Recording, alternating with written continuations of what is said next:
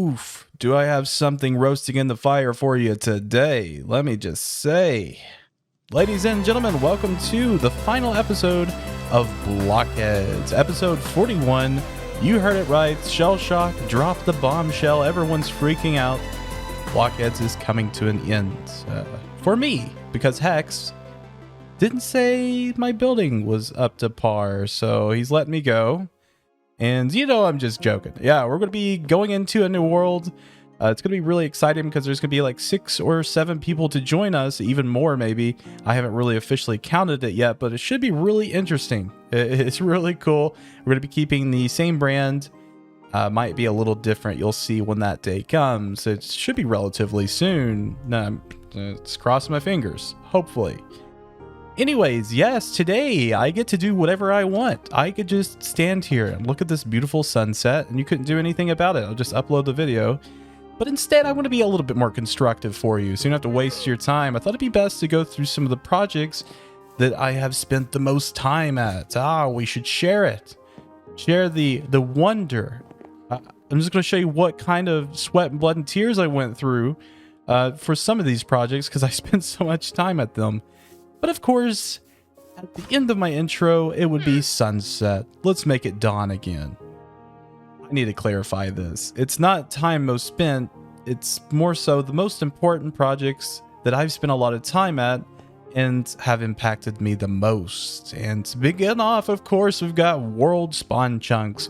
People living under a rock wouldn't even know what this is. Yeah, no one's ever seen this unless you've seen the first episode. Maybe even episode 0. I think we had started working on this area.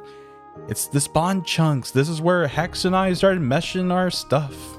And somehow it was working. I don't know how. Look at my house. It's literally falling to the ground. It's got 2 sad flowers. Very sad flowers.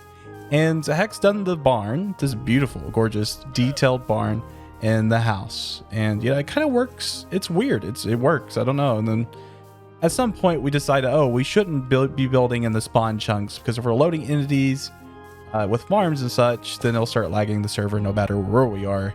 And so we built the starter house too, just to kind of get us started. Kind of a fun project. Hex helped me kind of mesh out some of the details. You know how he loves the starter houses? He goes crazy over them. It's like a kid at a candy shop whenever he sees a cave. But yeah, this is great. Beautiful. Very cozy. Maybe a little bland on the floor, but I think we all grown as a builder on BlockHeads. So as a quick reminder, this is my episode and what I find most impactful, and that's what I'm going to be looking at. So for example, I'm not going to be looking at this, although it was really fun. It was really fun to build the tree with Eggs. This isn't really impactful. It's more filler content. This is what, it's been out here just to kind of populate the area to make the island look a little more bigger than what it is as far as building and decoration goes. But this right here, of course, man, if you've had your head stuck in the ground, yeah, this is not going to be familiar to you. You're not even going to know what BlockHeads is. This is the pinnacle. This is the heart. This is the beating heart of Hex. We're inside of his anatomy.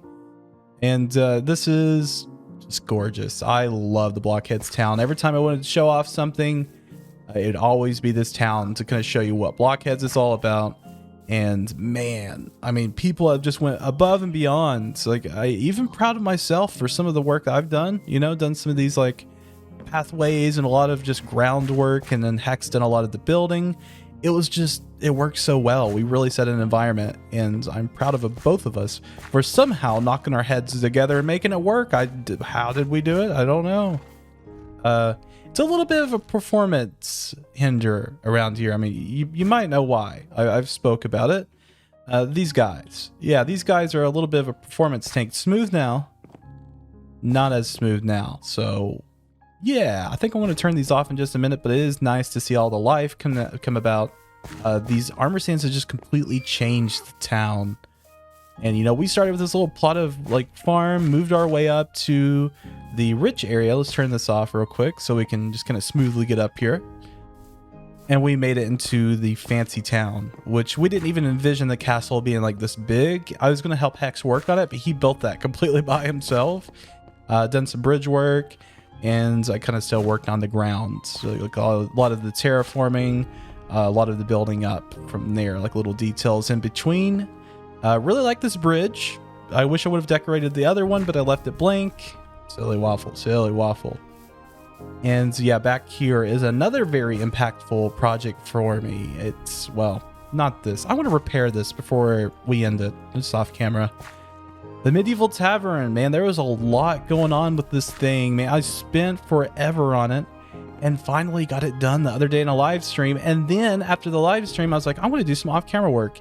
And I done this big like cliff terraform behind it. So this is probably like one of the chunkier projects I've done in a while. I put on some, you know, heavy music, some heavy metal, you know, rocked out, and then built the cliff.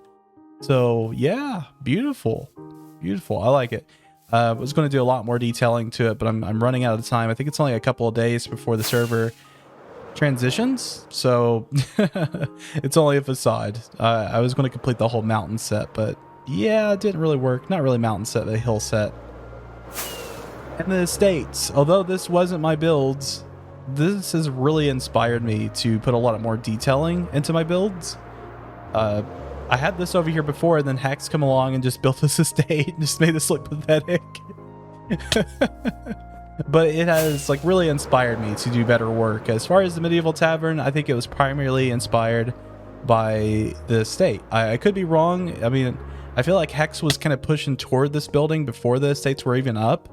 So I that's where I got my inspiration, where he's kind of like going upwards with it. He started scaling up his builds and then started really super detailing them, like really getting in there. It's like, you know what? I got to match this guy. We spent a lot of time in here. I think it would be more special if it was finished, but it's not. It's not finished. A lot of stuff's missing. Hex or Etz built this beautiful bunk bed set for it to only be rained on. Oh, but the BlockHeads town, I could go on forever about it. Love the castle. I spent so much time there. Oh no, we gotta go here. Every time I go to my live streams, you don't see this much on YouTube. I spend so much time in my personal bedroom. This is like where I always sleep. I might even have some good stuff. No, it's junk. That's the WaffleStick way. Everything in my inventory or storage is always junk and unnecessary. And of course, the town build spent a lot of hours with the old Hexy feller over there, but he has spent many more hours working on the buildings. He's just a builder, man. He's a builder at heart. He's got it. He's got that momentum. Look at all these houses. He's done all of them pretty much. I've done a handful, but wow, he's just made so much progress. It's insane. Yeah, I better get more tissues for those tears because we're not done yet. The Tech Island. Ooh. This one was very impactful for me because it was kind of like my idea to come over and build a separate island so we don't have farms running around on the main island, causing even further performance issues.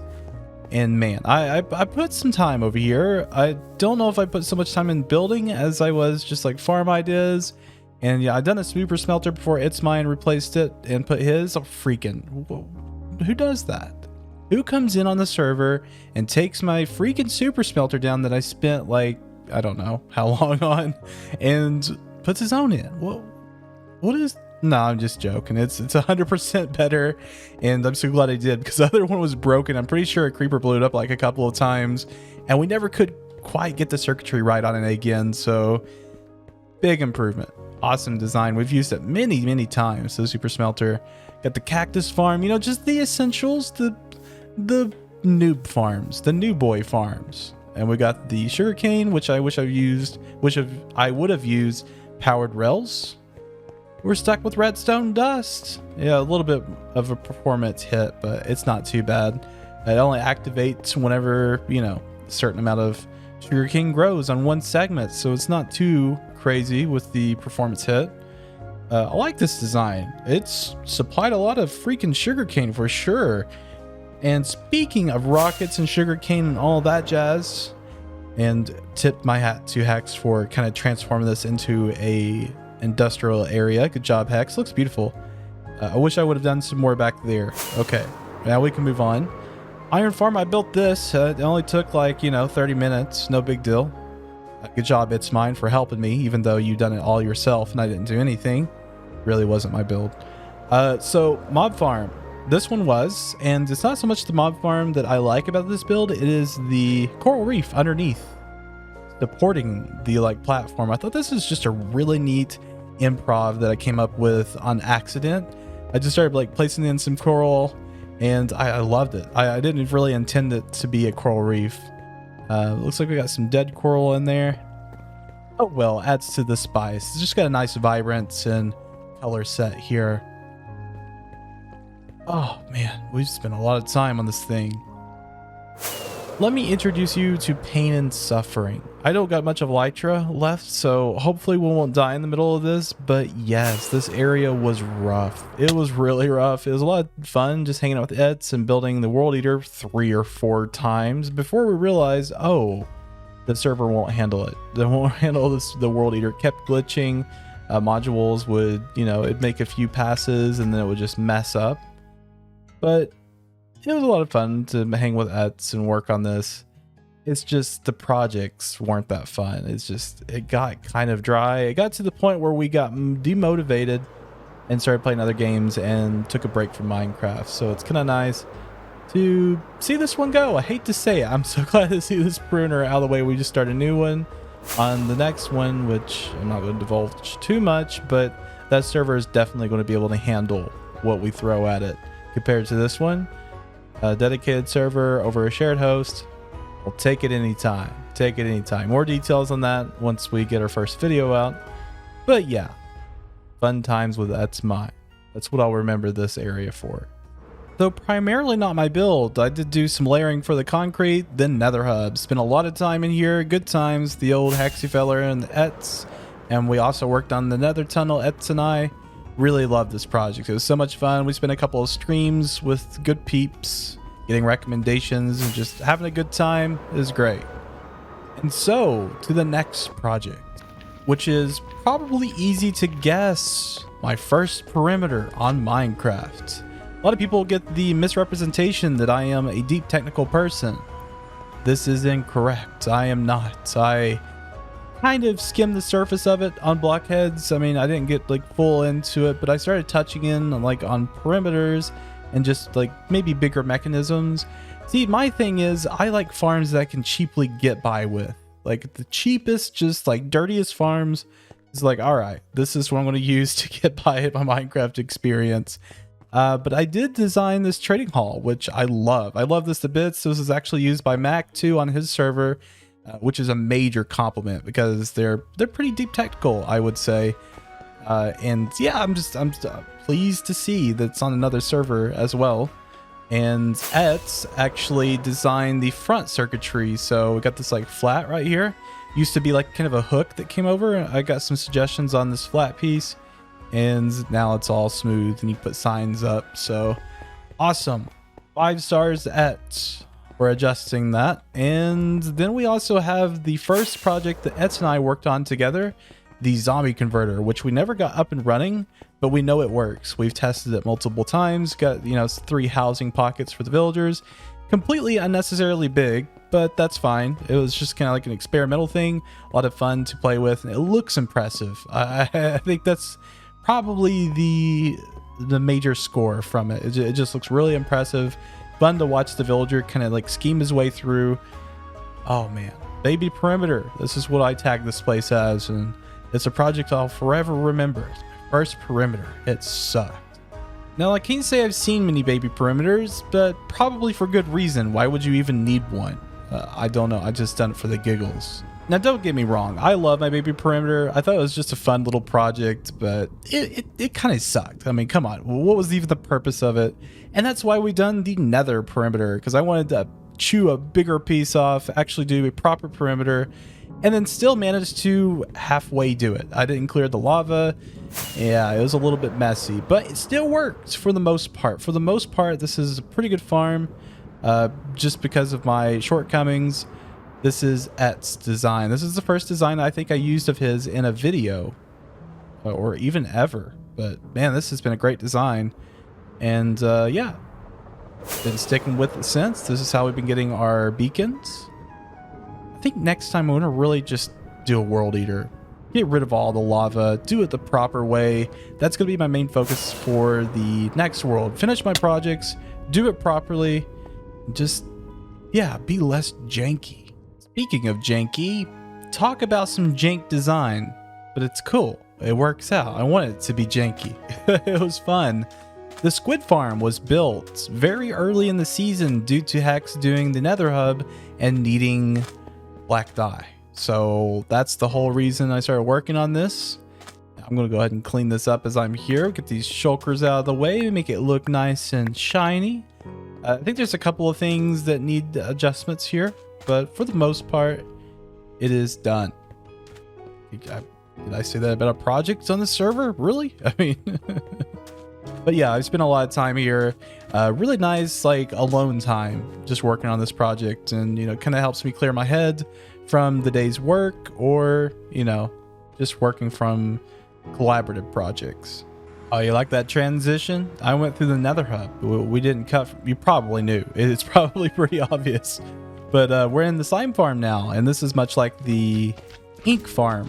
It's kind of like a project away from the town. I worked on this myself. It was just nice chillax. And there's not much innovation to the slime farm. I mean, it's just these like iron golem towers that a lot of people use. But it works. It works rather well. I mean, we got some slime coming in. Look at this. Oh, it froze. BlockHeads. You gotta love it. But yeah, it's kind of sad to leave this one behind. I really thought this was a fun one. It was a good one. Now, I could put you through torture. We could drone on forever about all the multiple projects. We could do a full server tour. I'm not doing that. Done that too many times on Waystone. So you're gonna have to be stuck with one last build to go through. I'm sure there's some other impactful ones, but this one I think is going to nail it for me. This is kind of what I want out of Minecraft here recently. Base building, my own area, was somewhere I can just innovate through my creative process. And although I do love building onto other people's things and doing collaborative stuff, I like having my own place to work on as well, like bigger projects. And that's the thing, like, we're going to kind of do that with this next BlockHead server, but it's still going to be super collaborative. Like, I think we're going to have like shared resources still if we want to go that route, even shops if we want to, just for the fun of it.